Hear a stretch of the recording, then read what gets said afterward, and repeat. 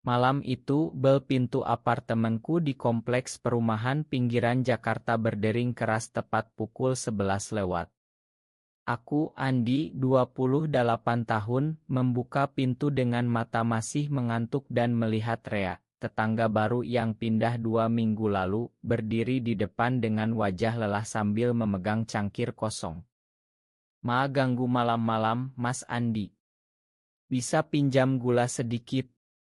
Ibu saya lagi sakit dan mau buat teh hangat," katanya dengan suara rendah tapi sopan. Hujan deras di belakangnya membuat bajunya basah. Aku mengangguk cepat, mengajaknya masuk karena tak tega melihatnya basah kuyup. Ruang tamu kecilku yang biasa sepi langsung terasa hidup dengan kehadirannya. Kami duduk di sofa lusuh, aku menuang gula dari toples sambil bertanya kabar ibunya. Rea tersenyum tipis, menceritakan bahwa ibunya baru pindah bersamanya dari Surabaya untuk pengobatan dan malam ini tiba-tiba demam tinggi. Obrolan yang seharusnya singkat itu malah mengalir begitu saja. Aku bercerita tentang pekerjaanku di kantor akuntansi yang monoton, tentang panggilan ibu setiap akhir pekan yang selalu bertanya kapan aku bawa pacar pulang. Rea mendengarkan dengan mata penuh perhatian, lalu ia bilang, "Kadang hidup di kota besar ini bikin kita merasa sendirian meski dikelilingi orang banyak, ya Mas." Kata-katanya menyentuh sesuatu di dalam diriku yang selama ini kutekan. Kami terus ngobrol sampai jam 2 pagi, dari cerita pekerjaan sampai mimpi-mimpi kecil seperti ingin punya rumah sendiri di kampung. Saat Rea pamit dengan cangkir gula di tangan, ia menatapku sebentar lebih lama dari biasa. "Terima kasih, Mas. Malam ini enak ngobrolnya." Pintu tertutup, tapi hatiku tidak lagi sama. Malam itu, untuk pertama kalinya setelah bertahun-tahun, aku merasa ada orang yang benar-benar mendengarkan tanpa menghakimi. Keesokan harinya, aku tak bisa berhenti memikirkan senyumnya, dan saat ibuku telepon lagi menekan soal perjodohan dengan anak temannya, aku hanya bisa diam sambil menatap dinding kosong. Tekanan keluarga di desa selalu begitu, "Kamu sudah tua, Andi, jangan bikin malu orang tua." Aku tahu aku harus menikah suatu hari, tapi setiap kali memikirkan perempuan, hatiku kosong. Rea mulai sering mampir setelah itu, kadang bawa makanan dari ibunya, kadang hanya sekadar ngobrol di teras. Kami jadi dekat, seperti sahabat lama. Tapi di balik tawa kami, aku mulai merasakan getar aneh setiap ia dekat. Apakah ini hanya rasa syukur karena akhirnya ada teman? Atau ada yang lebih? Aku tak berani jawab sendiri. Sementara itu, di kantor, rekan kerjaku sering bercanda soal pacar, dan aku selalu tersenyum palsu. Malam-malam aku terjaga, memikirkan percakapan kami tentang keluarga yang tak pernah mengerti. Rea pernah bilang ayahnya dulu sangat ketat, tak pernah ingin ia dekat dengan siapapun yang berbeda. Aku tak tahu apa maksudnya saat itu, tapi kini kata-kata itu bergema. Hubungan tetangga biasa ini mulai terasa seperti pintu yang terbuka lebar ke sesuatu yang selama ini kututup rapat-rapat. Dan aku takut, tapi juga penasaran. Beberapa minggu kemudian, pertemanan kami semakin dalam. Rea sering datang setelah kerja, kadang kami masak bareng di dapur kecilku, kadang hanya duduk di balkon sambil menatap lampu-lampu Jakarta yang berkelap-kelip. Ia bercerita tentang masa kecilnya di Surabaya, tentang bagaimana ia dulu punya sahabat dekat yang tiba-tiba menghilang setelah keluarganya tahu mereka terlalu dekat. "Aku takut kehilangan orang lagi, Mas," katanya suatu malam sambil menatap langit. Aku merasa ada yang tak dicapkan, tapi aku tak berani tanya. Di dalam hatiku, perasaan aneh itu semakin kuat. Setiap kali Rea tertawa, dadaku berdegup kencang. Aku mulai menghindari panggilan ibu karena takut ditanya soal pernikahan.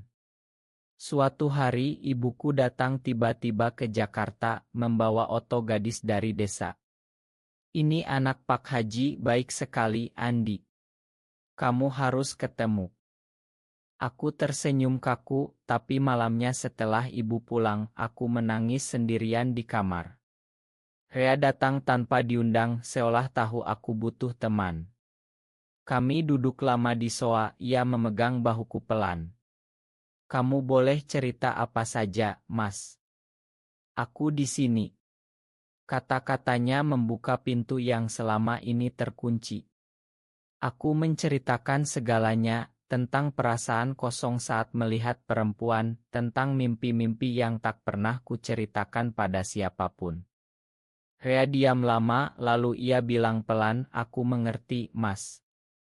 Karena aku juga pernah merasakan hal yang sama. Malam itu untuk pertama kalinya, Rea menceritakan rahasianya. Dulu di Surabaya ia pernah jatuh cinta pada seorang pria, tapi keluarganya memaksa putus karena takut malu di kampung. Aku lari ke Jakarta untuk melupakan, tapi ternyata tak bisa. Suaranya bergetar. Aku tak tahu harus bilang apa, tapi tanganku tanpa sadar menyentuh tangannya. Saat itu, dunia seolah berhenti. Kami tak bicara lagi soal itu malam itu, tapi udara di antara kami berubah. Keesokan harinya, aku merasa lebih ringan, seolah beban bertahun-tahun terangkat sedikit. Kami mulai berbagi lebih banyak, tentang mimpi masa depan, tentang takut dihakimi masyarakat. Di Indonesia, nama-nama seperti kami tak boleh terdengar, kataku. Rea mengangguk, tapi kalau kita saling ada, mungkin cukup. Pertemanan kami kini seperti jembatan ke dunia baru. Aku mulai tersenyum lebih sering di kantor, rekan kerjaku bilang aku kelihatan bahagia. Tapi di dalam, badai mulai berhembus. Apakah ini cinta? Apakah aku berani mengakuinya? Rea tak pernah memaksa, ia hanya ada, dan kehadirannya membuatku merasa hidup untuk pertama kalinya. Tekanan semakin nyata saat Lebaran tiba. Keluargaku datang berbondong-bondong ke Jakarta, membawa makanan dan harapan. Ibu terus menyodorkan oto-oto calon istri. Ayah bilang kamu harus menikah tahun ini, Andi, biar ada yang urus kamu. Rea tahu dari ceritaku, ia menjaga jarak saat keluargaku ada. Tapi suatu sore, saat aku dan Rea sedang ngobrol di teras, sepupu lewat dan melihat kami tertawa bersama. Siapa itu, Dek? Kelihatan dekat sekali, tanyanya curiga. Aku buru-buru bilang hanya tetangga, tapi tatapannya tak enak. Malamnya, Rea datang lagi, wajahnya tegang. Mungkin kita harus lebih hati-hati, Mas. Aku tak mau kamu dapat masalah. Kami bertengkar kecil untuk pertama kalinya. Aku bilang aku lelah sembunyi, ia bilang ia takut kehilangan aku seperti dulu kehilangan sahabatnya. Obrolan berubah jadi emosional, air mata kami jatuh. Aku jatuh cinta padamu, Rea, kataku tiba-tiba. Ia diam lalu memelukku erat. Aku juga, Mas. Tapi dunia ini tak semudah itu. Malam itu kami janji akan coba jalani pelan-pelan. Tapi gosip mulai beredar di kompleks. Tetangga lain mulai melirik aneh saat kami jalan bersama. Di kantor, temanku bilang ada yang bilang aku beda. Tekanan dari keluarga semakin berat saat ibu telepon dan bilang sepupu curiga aku terlalu dekat dengan pria itu. Aku mulai panik, tidurku tak nyenyak. Rea juga berjuang, ibunya mulai tanya kenapa ia jarang pulang ke Surabaya. Kami bertemu diam-diam di taman kecil dekat apartemen, berbicara tentang masa depan yang tak pasti. Kalau kita terus begini, kita bisa bahagia, kataku. Rea mengangguk, tapi matanya penuh keraguan. Konflik batin kami semakin dalam, tapi cinta ini membuat kami kuat. Suatu hari, Rea bilang ia siap hadapi apapun asal bersamaku. Kata-katanya memberi aku keberanian untuk pertama kali dalam hidup. Krisis datang lebih cepat dari yang kami duga. Suatu malam, seorang tetangga curiga melihat kami berpelukan di balkon dan menyebarkan gosip ke grup. Keesokan paginya, ibuku datang tanpa pemberitahuan, wajahnya pucat. Orang bilang kamu dekat dengan pria Andi. Apa benar? Aku tak bisa bohong lagi. Air mata ibu mengalir, ayah menelepon marah-marah. Kamu bikin malu keluarga. Pulang sekarang. Rea mendengar dari sebelah, ia datang malam itu dengan wajah hancur. Ini salahku, Mas. Aku yang harus mundur dulu. Ia bilang akan pindah sementara ke kos lain agar aku aman. Aku marah, merasa dikhianati. Kamu janji kita hadapi bersama. Tapi Rea hanya bilang ia tak mau aku kehilangan keluarga. Kami bertengkar hebat, kata-kata kasar keluar, tapi di baliknya ada cinta yang sakit. Rea pergi malam itu meninggalkan aku sendirian dengan rasa hampa. Beberapa hari aku tak keluar rumah, makan tak enak, kerja tak konsentrasi. Keluarga terus menekan, ibu kirim pesan setiap hari tentang dosa dan neraka. Di Indonesia, nama seperti kami tak boleh ada, kataku dalam hati. Tapi semakin aku sendirian, semakin aku sadar bahwa Rea adalah satu-satunya yang membuatku merasa utuh. Aku mulai mencari dia, tapi ia tak mau ketemu. Pengorbanan Rea membuatku hancur, tapi juga membuatku dewasa. Aku mulai berpikir, apakah aku mau hidup bohong selamanya? Suatu malam, aku duduk di teras sendirian, mengingat semua obrolan kami. Air mata jatuh lagi. Tapi di tengah kesedihan, ada kekuatan baru muncul. Aku tak mau mundur lagi. Aku tak tahan lagi. Setelah 2 minggu aku datang ke kos Rea, memaksa bicara. Aku tak peduli apa kata dunia, Rea. Aku pilih kamu. Ia menangis, memelukku lama.